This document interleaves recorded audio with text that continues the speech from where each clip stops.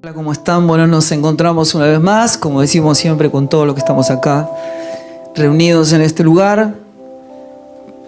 Un montón de gente que desea, por gracia de Dios, renunciar a sus propias voluntades para que solo nos ocurra la voluntad de Dios. Esa es la gloria del uno. Esa es la gloria del propósito por el cual nosotros fuimos creados. Así que le doy un abrazo y un saludo a todos los que nos están viendo por streaming, por YouTube. Rogamos para que Dios se glorifique esta mañana y que nos muestre algo más de sí mismo para nuestro propio gozo y para la gloria de su nombre. Uno de los puntos que nos reúne hoy es que venimos hablando de por qué la piedra viva, escogida y preciosa para Dios, se convirtió en la piedra de tropiezo para los hombres. ¿Cómo ocurrió eso? En 1 Corintios capítulo 1, verso 23, dice esto: pero nosotros predicamos a Cristo. ¿A qué Cristo predicamos? No se puede cruzar si no es a través de la cruz. Ustedes cuando piensen en la cruz, piensan en que solamente se puede cruzar hacia Dios a través de ella. Esta fue la solución que Dios proveyó. La cruz se trata de cruzar. Es como se pasa de muerte a vida. Es como se pasa de tinieblas a la luz. Predicamos a Cristo crucificado, pero resulta que este se convirtió para los judíos un tropiezo. Y para los gentiles, una locura. El apóstol Pablo, cuando le habla a los filipenses, en el capítulo 3, verso 18, dice esto: porque ahí andan muchos de los cuales yo les dije muchas veces. Y Pablo dice esto: y yo ahora se los digo llorando, que son enemigos de la cruz de Cristo. Pero el fin de los cuales va a ser perdición. Escuchen. Cuyo Dios es el vientre y cuya gloria es su vergüenza, que solo piensan en lo terrenal. Les hago una pregunta. ¿Quiénes son los enemigos de la cruz? Los que solo piensan en lo terrenal. Verso 20, más vuestra ciudadanía, ustedes, los que creen, los que abrazaron a Cristo, están en los cielos, en donde también esperamos al Salvador, al Señor Jesucristo. Una de las desgracias fundamentales del hombre confesionalmente cristiano es haber predicado una fe sistemáticamente puesta en lo terrenal. Pareciera ser que la fe o la salvación que Dios nos otorgó, si no viene a resolver un problema inmediato, temporal, terrenal, no tiene sentido para el hombre. Se convierte en un tropiezo. La palabra nos enseña que todo lo que no quisimos sacrificar a causa de Cristo se convierte en un ídolo.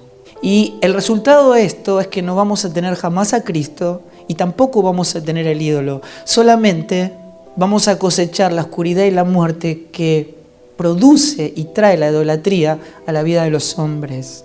No hay manera de ir en pos de Jesús si no es el tesoro de nuestra vida por el cual vale la pena gozosamente perderlo todo. Esta es la gran noticia del Evangelio. El pecado es precisamente todo lo que el hombre hace cuando no se siente satisfecho en Dios. Cuando Cristo no es suficiente, porque no ha descubierto el valor del tesoro. Entonces busca satisfacción en otras cosas que no son Dios.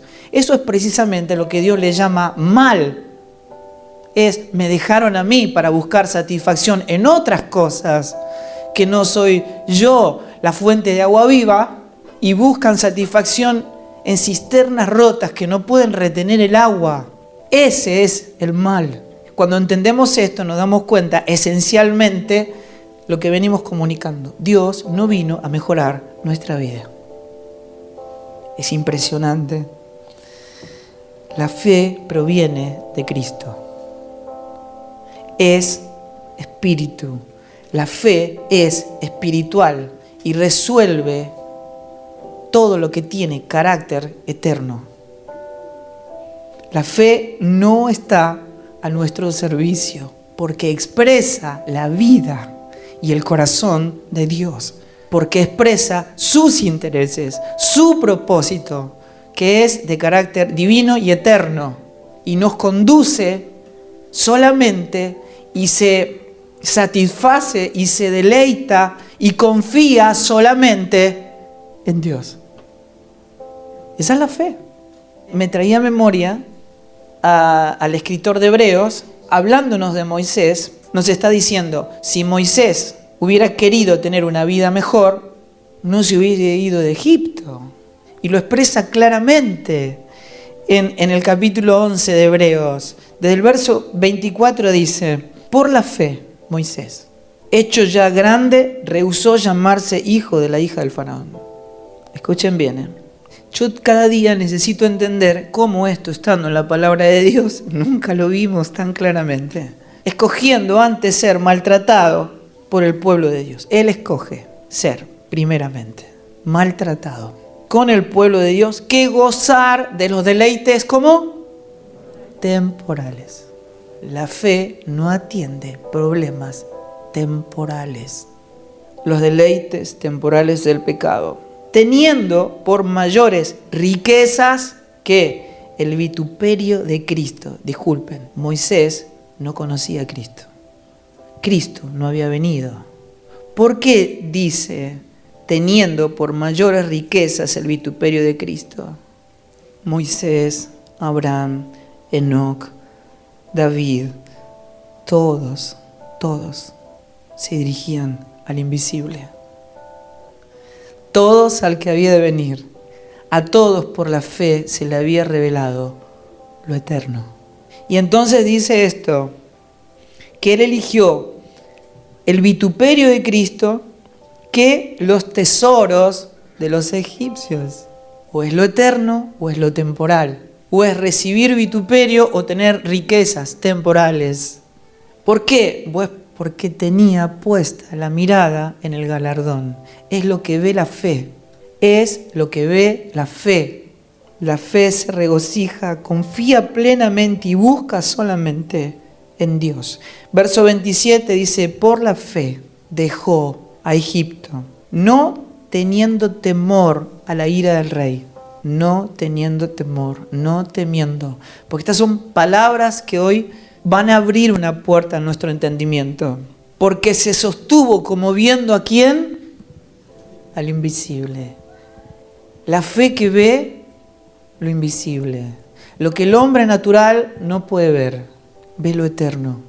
¿Cuál sería entonces la preocupación apostólica que todo el tiempo nos está revelando las epístolas? Que la gran noticia del Evangelio, que es que estando nosotros perdidos, muertos en nuestros delitos y pecados, tenemos vida en su nombre. Esa es la gran noticia del Evangelio. Alguien ocupó nuestro lugar en la muerte y nosotros hoy tenemos vida en su nombre. Así que la pregunta es, ¿dónde están las señales de vida?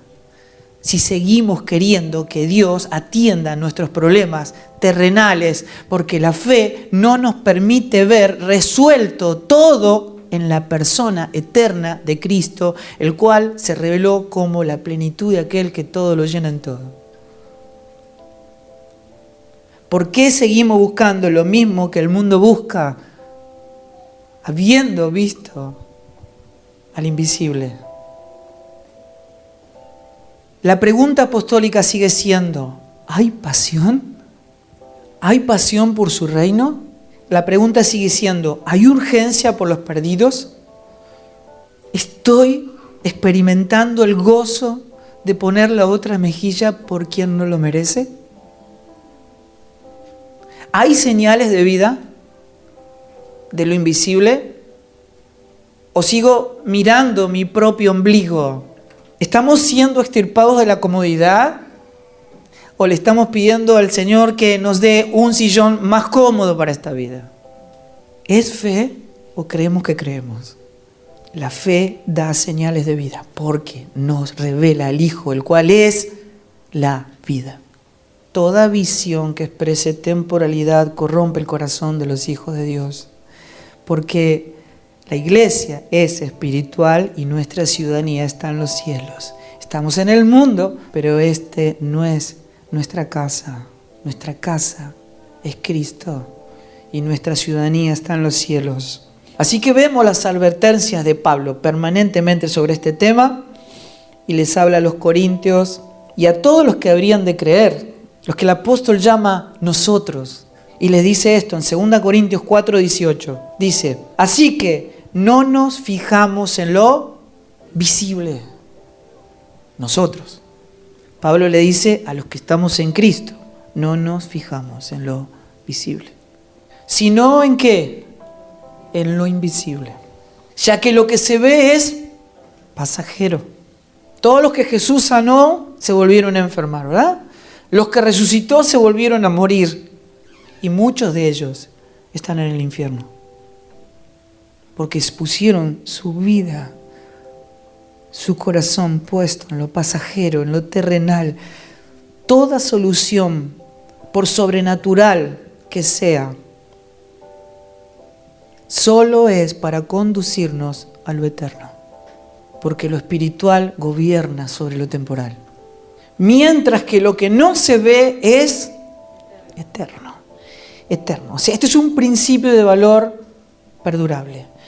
Que es que lo que vemos con los ojos naturales es pasajero. Y lo que vemos con los ojos del Espíritu, con la mente de Cristo, es eterno. No se pierde, no se gasta, no se extravía.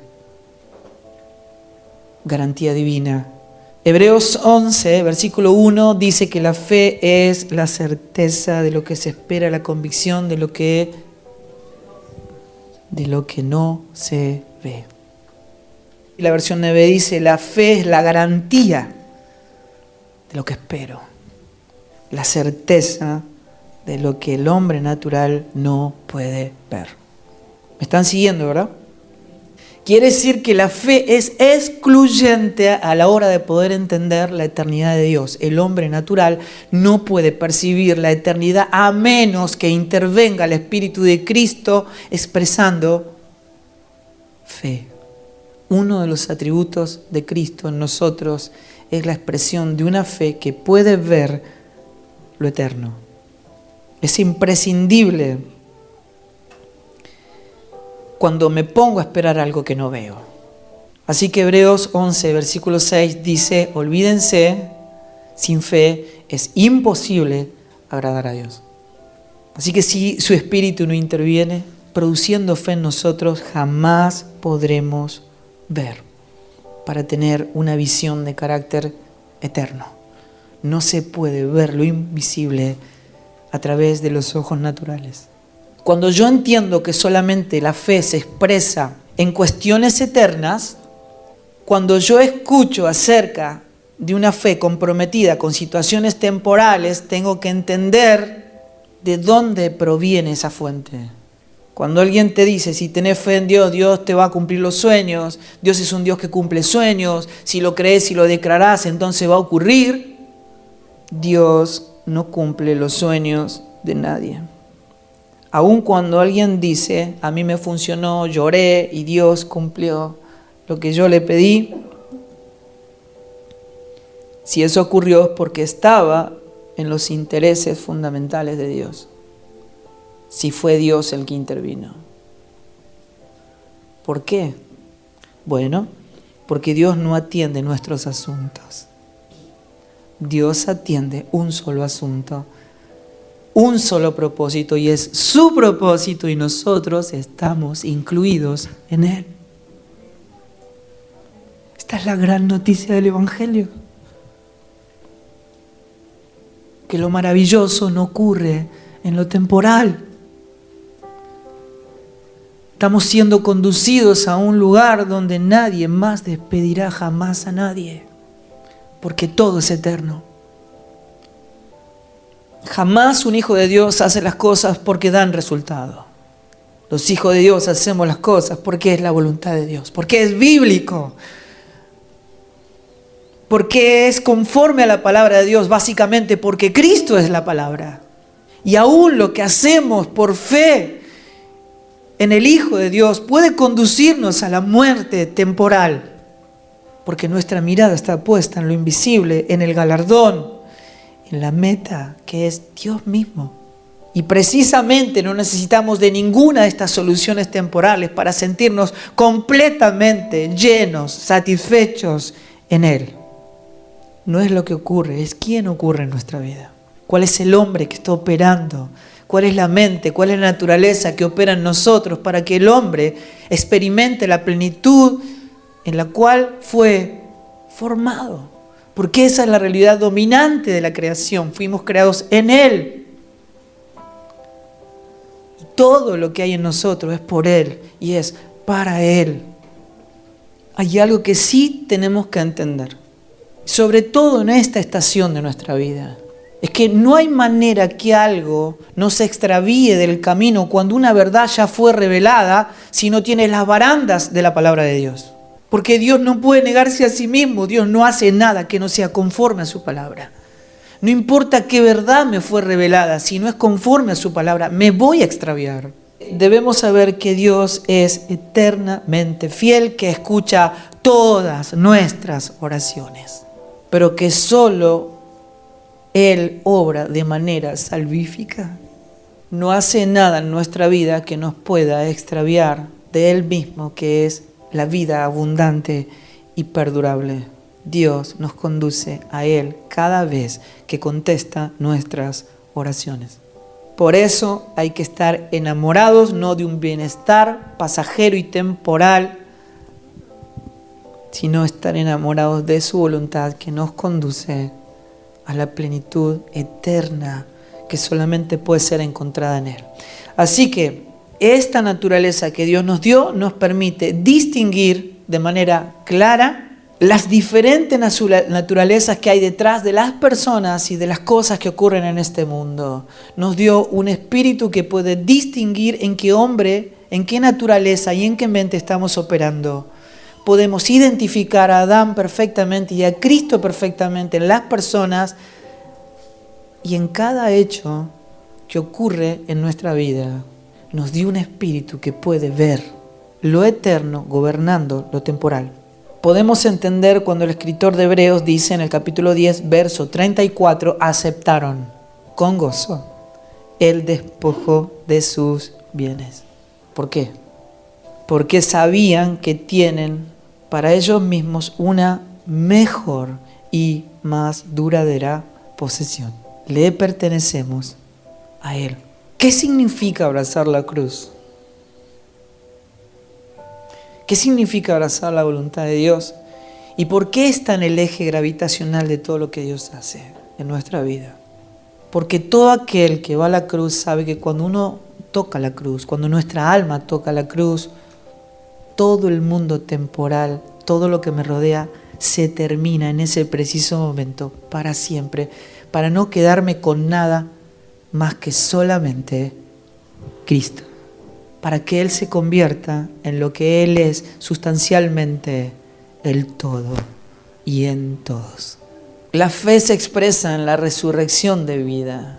Cuando la vida se expresa, que es Cristo mismo, es de carácter divino. O sea, cada milagro es una forma de intervención de lo espiritual sobre lo natural para conducirnos a lo eterno. Amén. Esto lo estamos aprendiendo. Por eso que si va a haber alguna intervención sobrenatural de Dios en nuestra vida, Señor, no hagas nada en nuestra vida en la manera en que el mundo lo desea. Todo milagro que tengas que hacer es para salvarme, para que en mí se exprese esa vida eterna, interminable, suprema que hay en tu persona. Así que fuimos trasladados por Cristo a un estadio infinitamente superior desde la perspectiva de Dios. Somos un pueblo espiritual. No somos gente natural esperando que Dios nos tire algo del cielo. Todo lo que Dios tenía que haber provisto en nuestra vida ya lo proveyó a través de su Hijo. Esta es nuestra realidad permanente. Somos un pueblo que se expresa en plenitud para que el mundo crea. Ese es el único propósito fundamental de Dios. Y acá quiero decir algo. Necesitamos recordar quién es Dios, necesitamos recordar quiénes somos nosotros en Él. No se anula la gracia de Dios minimizando la centralidad de la cruz en la vida de todos los hijos de Dios. Es tomando la cruz cada día, es negándonos a nosotros mismos cada día, para que haya cada día menos de nosotros y más de Él más de su vida, más de su plenitud. ¿Por qué la frase de Gandhi, Dios aborrece el pecado pero ama al pecador, lo acuñó la iglesia? ¿Por qué? ¿Cómo ocurrió eso? ¿Por qué para el hombre natural es mucho más deseable esa frase de Gandhi que la palabra divina? ¿Por qué?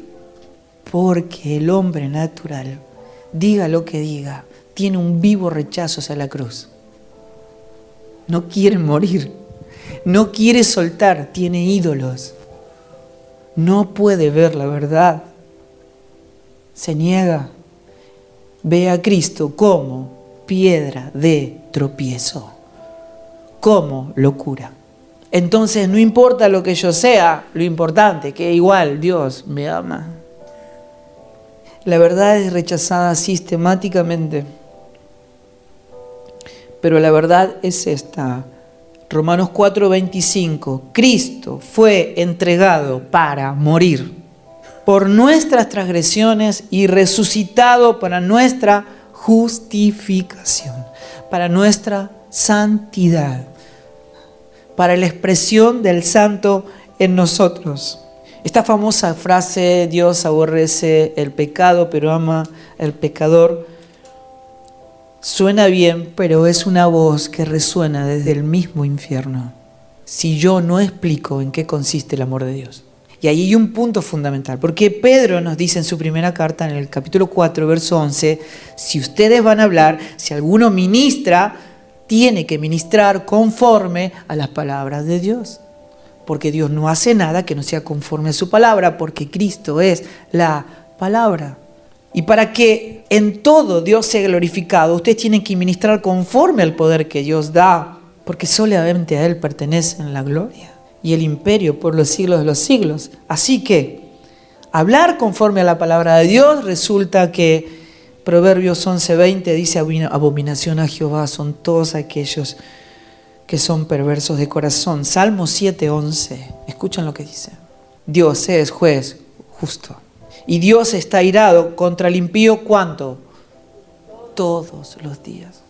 Juan 3:36 dice: el que cree en el Hijo tiene vida eterna, pero el que rehúsa creer en el Hijo no verá la vida, sino que la ira de Dios está sobre él.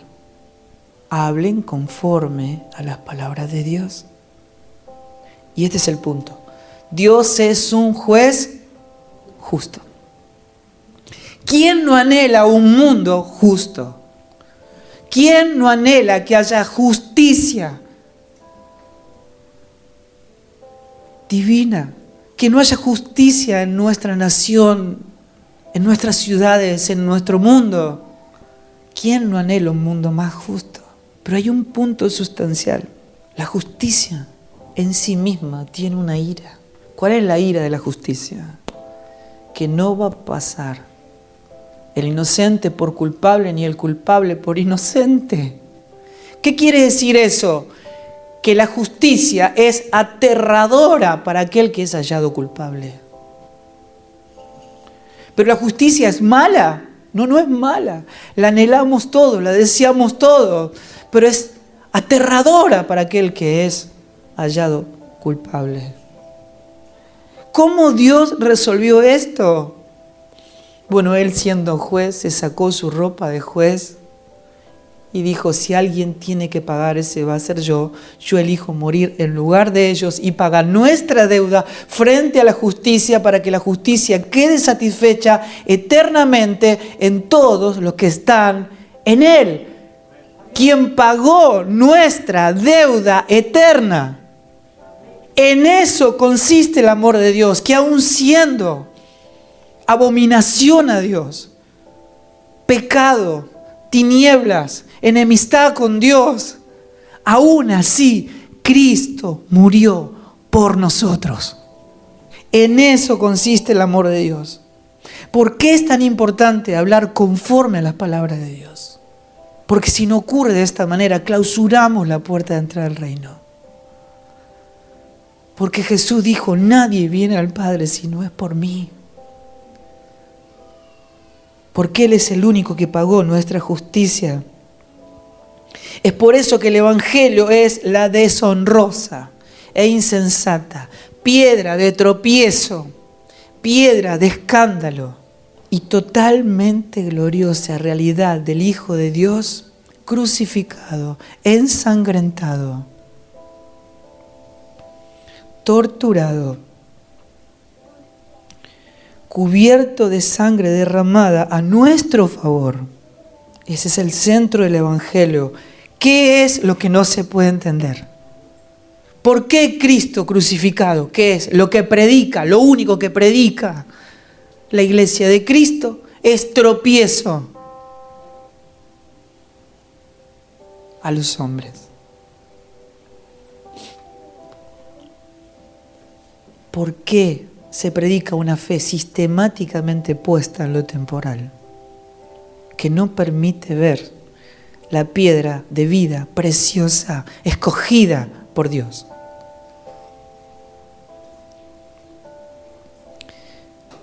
Cada vez que nos acercamos más a la verdad bíblica,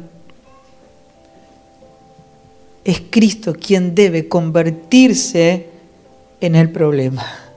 Créanme, esto es así. No hay un Jesús agradable, impreciso, confortable, que a todos los hombres les agrade. No. Él se constituye frente a un mundo natural como tropiezo a los judíos y como locura a los gentiles. Cuando más nos acercamos a la naturaleza del Evangelio doloroso, más nos acercamos a lo que lo hace glorioso. Acuérdense, por favor, cuando se niega la cruz se anula la gracia, se anula el regalo de Dios, se anula la justicia, no hay Evangelio, no hay Dios, no hay Cristo, sino una segura perdición eterna para los que de alguna manera intentan buscarlos. Así que Dios nos dé gracia para no perder el dolor y la urgencia cuando la cruz está siendo puesta en peligro en la predicación del Evangelio. La paz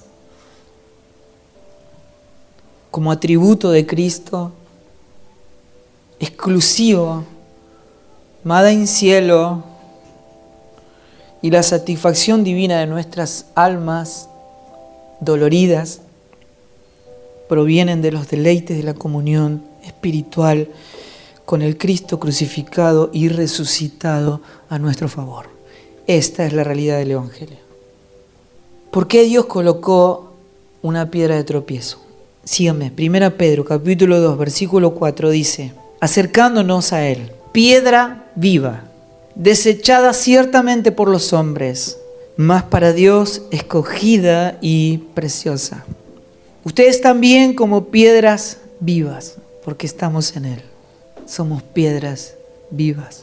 Sed edificados como casa no natural. Somos una casa espiritual. Y sacerdocio santo para ofrecer sacrificios como espirituales, aceptables a Dios solamente por medio de Jesucristo, por el cual también contiene la Escritura y cita a Isaías 28:16 cuando dice: he aquí pongo en Sión la principal piedra del ángulo, escogida, preciosa, y el que cree en Él no será avergonzado. Verso 7 dice: este precioso valor es, pues, para vosotros. ¿Quiénes? Los que creen. Pero para los que no creen, cita Isaías 8:14, para los que no creen les quiero contar, la piedra que desecharon los constructores, esa en piedra angular se ha convertido. Y piedra de tropiezo y roca de escándalo, pues ellos tropiezan porque son desobedientes a la palabra y para ello estaban también destinados. Una vez un muchacho dijo: si me decían que el precio era la cruz, yo salía corriendo. Es la imagen de un médico que recibe un paciente y se da cuenta que tiene una enfermedad que lo va a matar en pocos días, y sabiendo que hay una solución para esa enfermedad, no le dice nada, solo para no perderlo como cliente en darle una mala noticia, y lo deja ir por esa puerta sabiendo que en pocos días se va a morir, solo por un interés temporal de no perder un cliente que trae beneficios temporales. Se pierde una vida que fue creada y diseñada para la eternidad. Cómo el Evangelio, teniendo la solución para la peor de todas las enfermedades jamás vistas, la única que produce una muerte eterna como es el pecado, teniendo solución para esa enfermedad, la Iglesia predica una fe que resuelve problemas temporales, terrenales, rastreros, que traen solamente muerte, y esconde la única solución eterna de vida. Esconde la cruz de Cristo. Vuelvo a recordar, he aquí pongo en Sión una piedra escogida, una piedra angular, y el que crea en él no será avergonzado. ¿Saben qué está diciendo? Los que creen en esta piedra no pueden perder. La victoria está asegurada no porque Cristo vaya a vencer, sino porque Cristo ya venció. Y todos los que estamos en él somos más que vencedores en aquel que nos amó. Eso dice la palabra, así que los que creen nunca se van a sentir decepcionados porque Él no falla, porque la obra ya fue consumada. Sus vidas no se van a desmoronar en ninguna tormenta de esta vida temporal, porque la casa está sentada sobre la roca. Siempre van a estar a salvo y nunca van a ser avergonzados. Esta piedra no avergüenza. Verso 7, Pedro detalla una revelación. Este precioso valor es pues para los que creen. La segunda parte del verso dice, pero para los que no creen, la piedra que desecharon los constructores, esa en piedra angular se ha convertido. ¿Saben qué está diciendo? Los que no creen no pueden ganar. Porque al fin y al cabo, esa piedra que desecharon resulta ser la piedra angular del edificio. Lo que desecharon fue la vida al que venció. La incredulidad humana no frustra los propósitos fundamentales de Dios, jamás. Así que no me importa lo que creas. No importa. Si vos te levantás hoy y decís, a partir de hoy no creo más que el sol existe, ¿vos crees que el sol va a dejar de existir? Que no creas en Dios, eso no va a hacer que Dios deje de existir.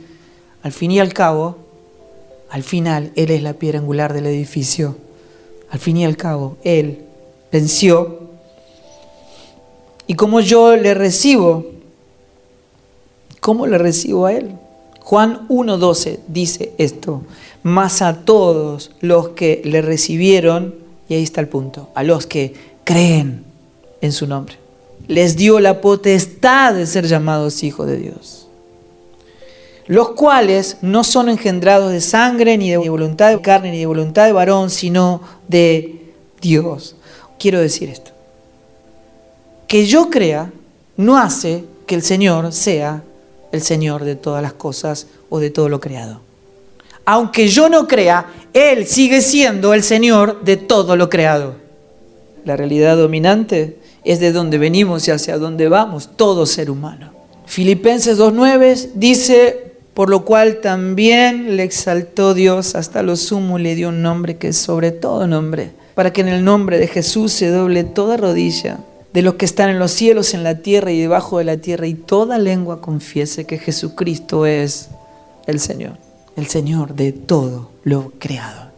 Verso 8, pero dice que Cristo se convirtió en la piedra de tropiezo y roca de escándalo, y dice, pues ellos tropiezan porque son desobedientes a la palabra, y para ello, para ese fin, estaban también, ¿qué dice? Destinados. Escuche, esto no es una palabra menor.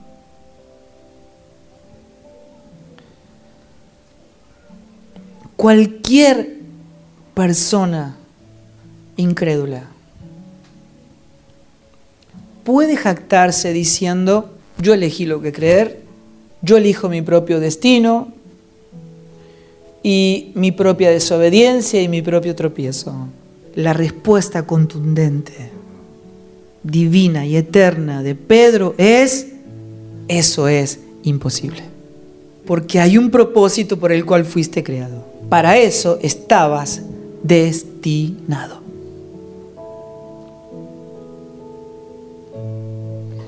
Así que es Dios, no el hombre, quien tiene la última palabra.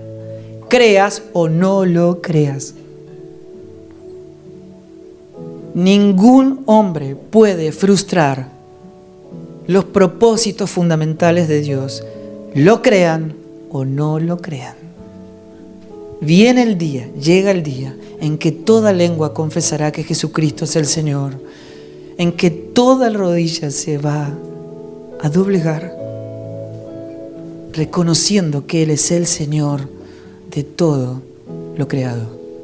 Él triunfa aún ante su propio rechazo, ante el tropiezo, ante el escándalo, ante la locura. Dios triunfa.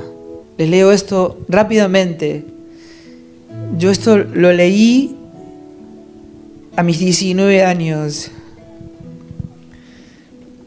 C.S. Lewis escribió esto. Dijo, inevitablemente todos servimos a Dios. ¿Cómo? Yo decía, ¿cómo? ¿Todos? Sí, todos. ¿Cómo puede ser? Y yo con el tiempo pude darme cuenta por la Escritura, por la palabra, que esto era una realidad dominante. Todos servimos a Dios, pero hay una gran diferencia si lo servimos como Judas o como Juan. Al final Dios triunfa en nuestra fe o en nuestra incredulidad. Triunfa en nuestra obediencia o desobediencia. Los seres humanos, sean buenos o malos, rechacen, acepten, crean o no, no pueden frustrar los propósitos fundamentales de Dios. La piedra que desecharon los edificadores, esa vino a ser la piedra angular del edificio. Lucas capítulo 12, verso 32 dice esto: no teman. ¿Ven? Volvemos a este punto. Escuchen, no teman. Dios se jacta diciendo: el pueblo, mi pueblo, no tiene motivos para temer. No teman, rebaño pequeño, porque vuestro Padre ha decidido darles el reino. Así que, ¿de qué temores habla? No tengan miedo a la muerte. Lucas 12:4 dice: yo os digo, amigos míos, no teman los que matan el cuerpo. Y después de esto no tienen nada que pueden hacer, porque la muerte ya no se enseñorea más de Cristo. Romanos 6:9 dice: sabiendo que Cristo, habiendo resucitado de los muertos, ya no muere, la muerte no se puede enseñorear más de Él. No tienen que tener temor a la muerte, porque Cristo ya venció. Somos hijos de la resurrección. No tienen que tener temor a la vergüenza pública. Lucas 12:11, Jesús dice: y cuando los lleven a los lugares religiosos, a las sinagogas, cuando los lleven ante los gobernantes y las autoridades, no se preocupen. Mi espíritu le va a decir lo que tienen que decir. Va a hablar por ustedes. No tengan temor. Entonces diciendo: pero entonces, ¿quién va a satisfacer mis necesidades temporales? Si yo tengo que poner mi mirada en lo eterno, ¿Dios va a satisfacer mis necesidades temporales? Lucas 12:22, Jesús dice: por eso os digo, no os preocupéis por vuestra vida, qué comeréis, ni por vuestro cuerpo, en qué van a vestir. Si Dios alimenta a las aves, viste el lilio del campo, ¿cómo no lo va a hacer con ustedes? Esto no es algo de lo que se tengan que preocupar. No está en nuestra agenda esa preocupación. Dios se ocupa de nosotros. Y en el verso 30 del mismo capítulo dice: ¿quiénes son los que se preocupan por esto? Los pueblos del mundo buscan ansiosamente todas estas cosas. La iglesia no. Pero vuestro Padre sabe que necesitas de estas cosas. No te preocupes. Nuestro Padre lo sabe. Así que Él nos dice en el verso 31, búsquenme a mí. A mí, busquen mi reino. Primeramente, porque todas estas cosas ya le fueron concedidas en el Hijo, tan añadidas a Él. Dios quiere que sepamos que su pueblo es un tipo de pueblo que no tiene de qué temer. Y el último temor es no tener temor a que la gracia sea suficiente. Es un versículo que Dios ama decirnos permanentemente: no temas, rebaño pequeño, porque vuestro Padre ha decidido. ¿Saben? Esta palabra es un verbo en el griego que quiere decir Dios se deleita, le agrada, se complace. Dios eligió alegremente darles el reino. Pueblo de Dios, todos los que estamos en Él, no hay motivo para temer. Estamos seguros, portamos una fe que es divina, que puede ver lo invisible, lo eterno, que confía solamente y plenamente en Él. Abrazamos la piedra de tropiezo, esta locura del Evangelio por la cual cada uno de nosotros fue salvo. Y lo es y expresa esa salvación en forma de Cristo permanentemente en nuestra vida para que el mundo le pueda ver. Y en Mateo 25 nos está hablando el día que vamos a estar cara a cara juntamente con el Rey Jesús, y Él nos va a decir: venid benditos de mi Padre, heredad del reino preparado para ustedes desde la fundación del mundo. ¿Qué tenemos para decir? ¿Nos vamos a escapar de la cruz porque al mundo no le gusta? ¿Vamos a tratar de diluir el Evangelio solo porque es una piedra de tropiezo y una locura para los gentiles? ¿O sabiendo que no hay otra solución para un mundo perdido, para lo que no puede resolver la muerte en el ser humano, teniendo nosotros esa respuesta, la vamos a diluir? ¿No le vamos a decir la verdad a la gente? Gente, es muriendo juntamente con Cristo como resucitamos juntamente con Él. Esta es la gran noticia del Evangelio, que Dios vino a formar un genoma, un ADN, a hacernos parte de sí mismo, porque la vida no es un hecho, es una persona, no es algo, es alguien. Es naciendo de nuevo a una naturaleza divina que expresa vida eterna, plenitud en Él. Como la gran noticia del Evangelio se pone en evidencia, la gran noticia es Cristo. Cristo en nosotros. Dios lo logre encontrando en nosotros gente dispuestas, desesperadas por un Salvador. Es lo que el mundo necesita. Vos y yo necesitamos desesperadamente cada día. Dios lo logre en tu vida y en la mía. Ahí donde estás, tómate un minuto, por favor. Cada uno de los que están acá, cerremos nuestros ojos y dijimos: Señor, este es mi momento. Este es el momento escogido en la eternidad para poder experimentar la obra consumada del Cordero inmolado en la cruz, en la eternidad, en favor mío, para encontrar esa vida que perdimos a causa del pecado y la muerte. Este es el día de salvación, esta es la hora en que yo voy a ti y abrazo esa cruz, esta piedra de tropiezo, esta locura del Evangelio para ser resucitado juntamente contigo para siempre, por siempre, para vida eterna, para vida perdurable, completa, para plenitud, en el nombre de tu Hijo amado. Amén y amén. Gente, les mandamos un abrazo muy grande. Nos encontramos en el próximo domingo a la misma hora. Un abrazo gigante. Gracias.